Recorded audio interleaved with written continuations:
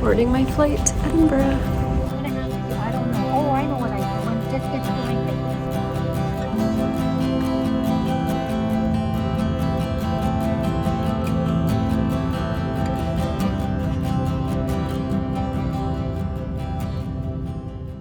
I've made it to Edinburgh. My Airbnb doesn't allow check-in until 3, possibly a little bit earlier if it's ready sooner. So I dropped my stuff off at a luggage storage spot and I'm just gonna walk around and probably get coffee first.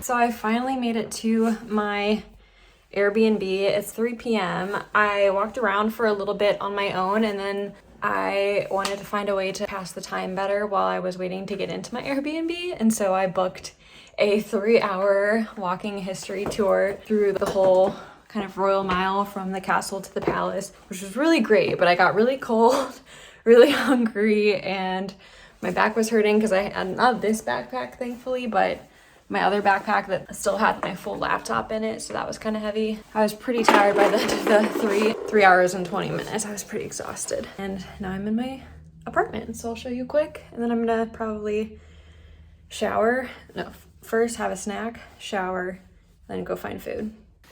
All right, this is the living room and kitchen. Very nice. Got some scaffolding work happening here. So glad I'm not actually living here. Oh, there is a view of the castle. Oh, that's really cool. And then I have a whole separate little, here's the bathroom. And then the bedroom. Very cute sheets. I like the yellow. I have just been sitting on the couch for the last 10-15 minutes since I put my stuff down. I had the last of this, which I bought in the airport because I forgot to pack airport snacks. Rookie mistake because this was $8.99, which is insane. Now I'm debating plans for the evening. I had booked tickets to see an orchestra show at St. Giles Cathedral. It's like a 17-minute walk and it starts at 6 p.m. I just don't know if I'm gonna be too tired for that or not. I feel like I should do it. I'm also just like cold, but I think if I shower and get warmed up, I'll be okay. I don't want to overdo things on the first day and then be tired for the rest of my time here because I have a lot of ambitious plans while I'm here in Scotland. I don't know. Guess we'll find out.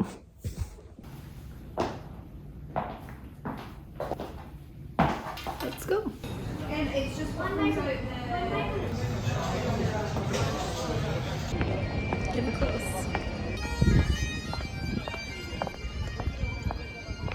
Gaining donations goes towards supporting the music.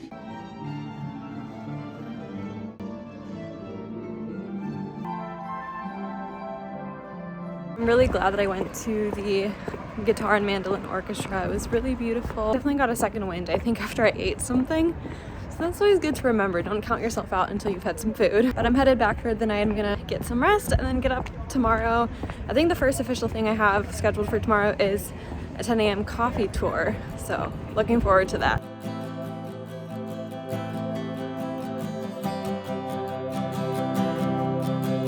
day 2 in Edinburgh.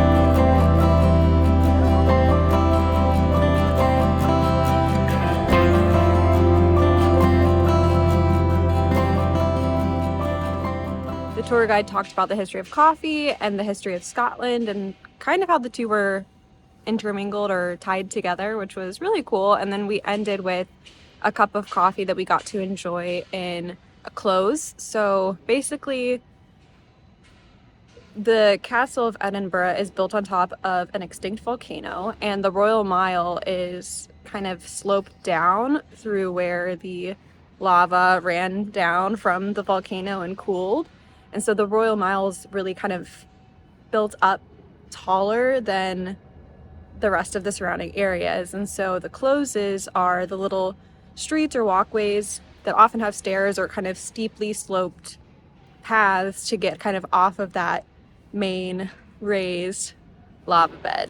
We went into what they call the Lost Close and we had some coffee. It used to be an old coffee shop that included some sell of smuggled coffee, so it was cool to learn all about that while enjoying a cup of coffee. Now I'm just walking around and exploring some of the closes. Some are just like used for trash and not great to look at, but some like this one have really cool little garden spaces, courtyards, so it's kind of cool to see the variety. The sun's doing weird things on my face. So I have about 40-ish minutes and then I'm supposed to meet up at a certain location for a guided tour of the Edinburgh Castle. Yeah.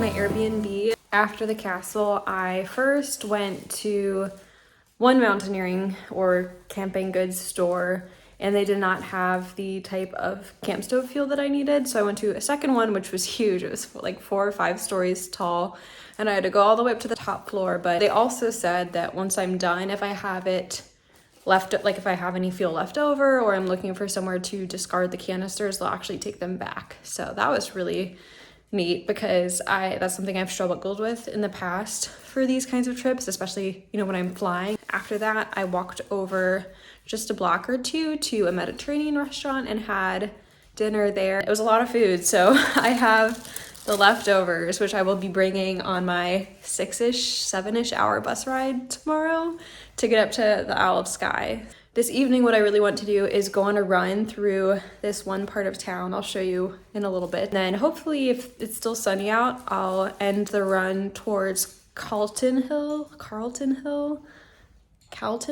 I have to look up how to say that. Hello. So I kind of took a nap for a little while. I'm in my running clothes because I'm planning to go on a run. But first, I'm going to start working on packing. I'm not gonna do all of it because I have some things I need to add in at the last second, but I have to leave pretty early tomorrow morning at around 7 to make all the trains and buses and everything. So I have my checklist on my computer and I'm gonna start getting things situated. Rain jacket, essential in Scotland. Maybe not in Edinburgh though. One of my tour guides told me, or told our group, that Edinburgh as a city actually gets less rain than New York City based on like inches or centimeters of precipitation per year. I feel like Scotland in general has a reputation for being incredibly rainy, but I guess Edinburgh itself isn't that rainy. AeroPress to make coffee on trail. This is essential, we know this. Let's get the checklist going. I've checked things off on this checklist 2 times already. The first time when I laid it out at home, the second time when I put it in here or in my suitcase, and now this will be the 3rd time. It's better safe than sorry. I brought so many contacts.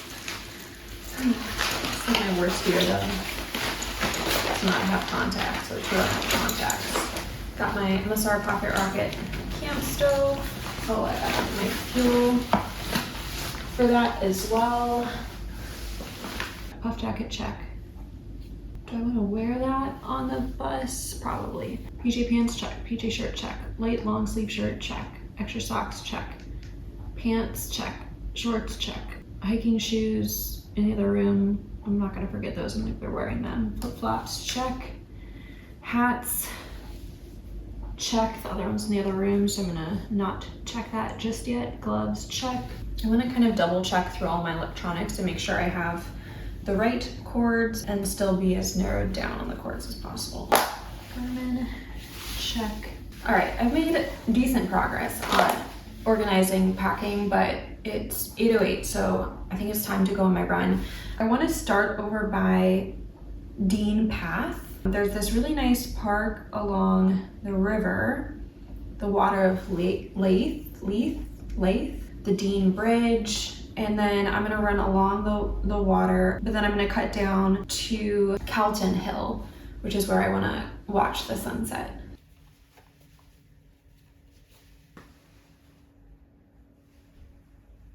Okay, let's go.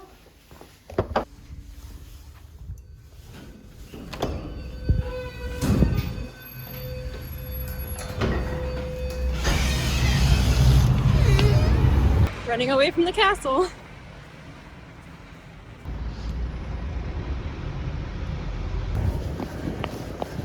We've made it to Dean Bridge.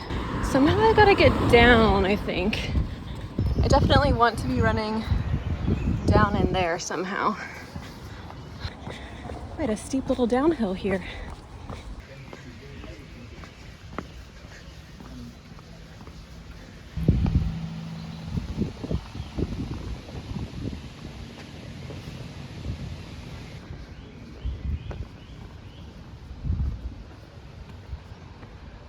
So pretty.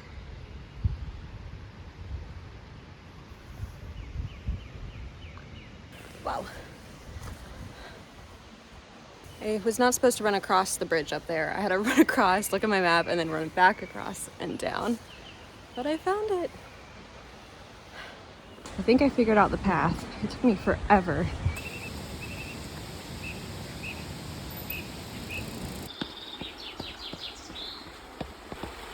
Wow.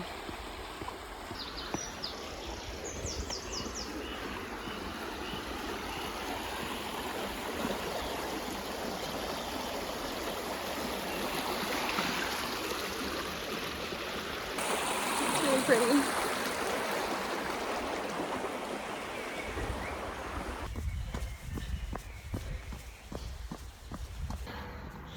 I just completed a really steep climb, but I didn't stop to walk because I don't want to miss the sunset and I don't have enough time to walk places. It's been so beautiful.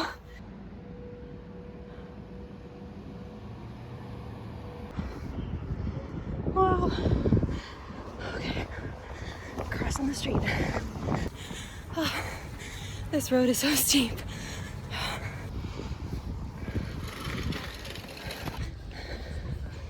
Well, I made it. Whew.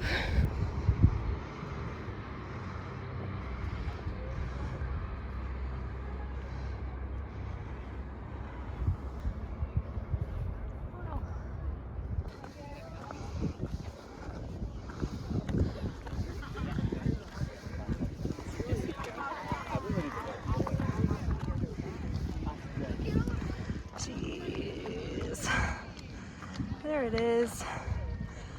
Man.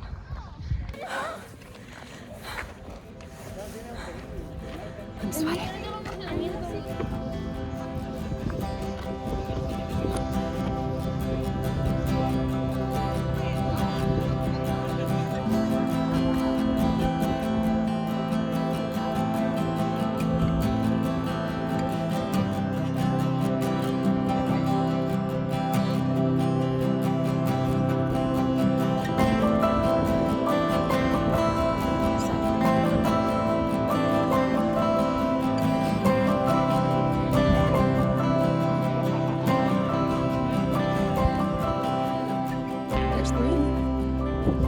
And it's just about behind the mountain. So I think that means I'm gonna start heading back down the hill, back through the main part of the city, definitely get some water and peanut butter and sandwiches, and then head home.